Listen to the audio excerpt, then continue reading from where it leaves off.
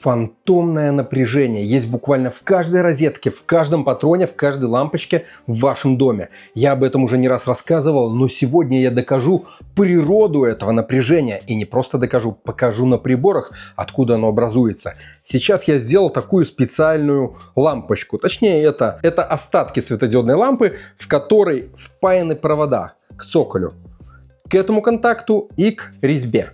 И теперь я включу ее в патрон, в котором у меня 30 вольт фантомного напряжения. Будем мерить и показывать, откуда оно берется. Погнали. Закрутил.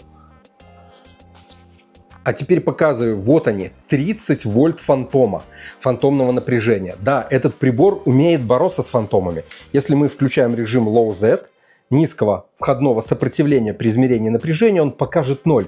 Но вот это вот напряжение часто измеряют те, у кого нет такого дорогого прибора, и люди боятся. Откуда здесь 30 вольт? А иногда это бывает 90. Даже у меня в этом патроне иногда по вечерам бывает 90 вольт. И я сейчас вам покажу, откуда она берется. Моя версия была в том, что это емкостное напряжение. У нас в стенах проложены провода. А особенно вы представляете те дома, где провода проложены просто трассами. Весь потолок усеян, и они идут параллельно. И вот эти вот провода, особенно те, которые под напряжением, наводят в отключенных емкостную наводку. Почему именно емкостную? Меня всегда это гложило. Я подключил этот патрон. И сегодня вместо вот этого вольтметра, который просто измеряет и показывает фантом, я подключу осциллограф. Один канал будет подключен к фантому, а второй канал я просто подключу к розетке. И мы сравним фазы напряжения из розетки и напряжения фантома. Вы спросите, а зачем здесь вот эта штука? Это разделительный трансформатор для гальванической развязки сети от осциллографа. Потому что у этого осциллографа его общие выводы, вот эти вот крокодилы, они имеют между собой связь. И чтобы нам не соединить, так сказать, фантом и розетку, пришлось гальванически развязать с помощью разделительного трансформатора. Это трансформатор 220 на 220. Он ничего не увеличивает, не уменьшает, просто разделяет сеть. Давайте включим этот наш трансформатор. Загудел. И пошел сигнал на канал номер 1. Смотрим. Частота 50 Гц, да, это сетевое напряжение. Можем чуть-чуть уменьшить его. А сейчас будем подавать на канал номер 2. Для этого на вот этот щуп подаем напряжение от фантома. Давайте посмотрим ближе, и мы видим, что у нас сигналы не совпадают по фазе. Есть сдвиг, а это значит у фантома какой-то реактивный характер. Но сдвиг не 90 градусов. Он отличается от 90 градусов тем, что есть еще и активное сопротивление в цепи.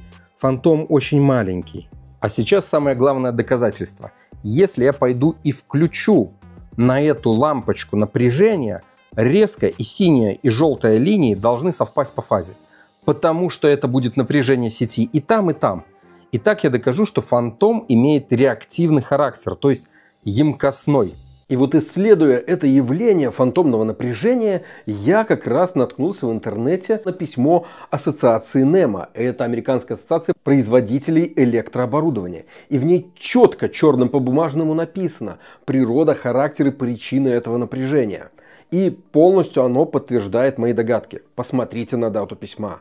Это было совсем давно, поэтому тема не новая, просто ее не поднимали. И копая глубоко в теме электропроводки, всяких нюансов в ней, я наткнулся на одну тему, о которой раньше не слышал.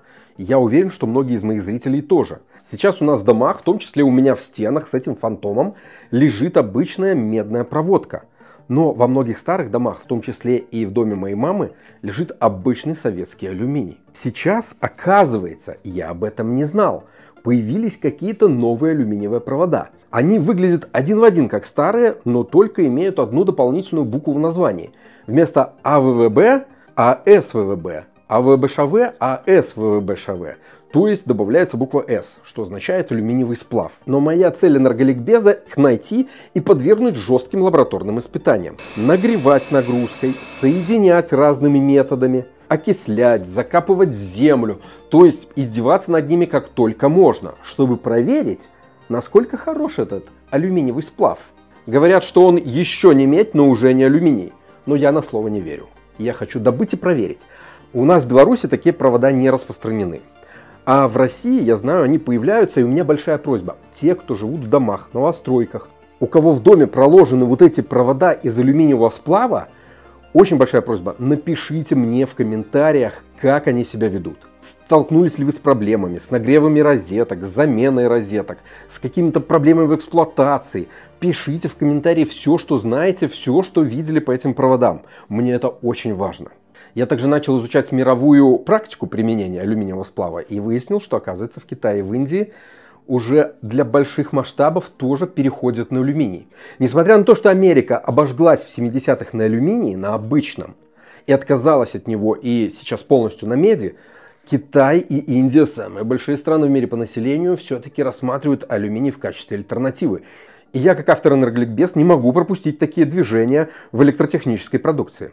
Я буду узнавать мнение своих китайских коллег и индийских, что у них с этим происходит и что будет дальше. Эта тема, безусловно, получит продолжение. Я планирую выпустить серию и коротких видео, и, возможно, даже длинное. Если наберу достаточно информации по этому алюминиевому сплаву, обязательно напишите в комментариях, если вы живете в квартирах, домах с проводкой из алюминиевого сплава. Это очень мне поможет, ребята. Ну что, идем к выключателю. Я не знаю, как бы сразу камеру и тут показать. Так, выключатель. Оп, подаю напряжение на эту лампочку. Бежим, бежим, бежим, бежим, бежим.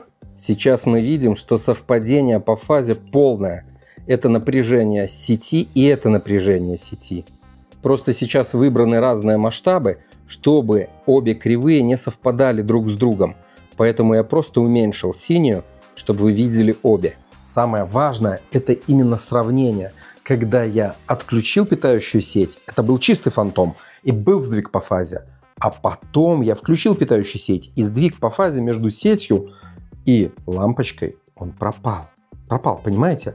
Пропал. Это важное. То есть мы посмотрели в сравнении не абсолютную величину сдвига, а в сравнении. Напряжение фантома отставало от напряжения сети и выровнялось, как только мы подали реальную сеть на патрон.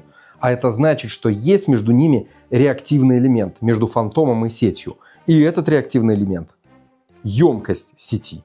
Большинство людей спрашивают, можно ли использовать ток от этого фантома. Посмотрите, 18,7, 18,6 микроампер. Конкретно у меня 30 вольт, 18,6 миллионных долей ампера. Нет, ребята, этот ток использовать нельзя. И он скорее вредный, чем полезный.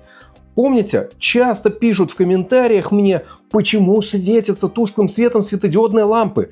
Так вот, вот этот фантомчик может поджигать плохие драйверы, то есть заряжать конденсаторы и заставлять светиться светодиодные лампы. И как с этим бороться? Ставить параллельно лампе конденсатор, специальный иксовый конденсатор на 0,206 микрофарада на 400 вольт. И этот конденсатор будет шунтировать вот этот ток. При этом не потреблять ток, который считает счетчик. Кстати, любая энергия, которая пришла к вам в дом, в том числе вот эта фантомная, она не мимо счетчика, она все через счетчик. Но вот этот фантом – это паразитная энергия, которая только как бы сочится через емкость в ваши патроны, лампы, к светодиодам, но не создает полезной работы, наоборот, только мешает, подсвечивает ночью вам ваши светодиоды. Поэтому я напишу также в описании дополнительную информацию, обязательно читайте и поделитесь этим видео со всеми, у кого такие проблемы, у кого подсвечиваются лампы и кто не знает, почему у него в патроне лампы 30, 40, 80, 90, 100 вольт и что с этим делать. Почему напряжение фантома отстает по фазе от напряжения сети? Это, я чувствую, будет предмет инженерных споров, который мы продолжим в телеграме «Энерголикбез». Там мы разберем векторную диаграмму и схему подключения приборов. Это будет интересно. Это безопасный фантом и скорее вредный, если у вас современное освещение. Пользуйтесь электричеством безопасно. Оставайтесь на положительной волне. С вами был исследователь фантомов, Энерголикбез, Мальков Александр. Увидимся.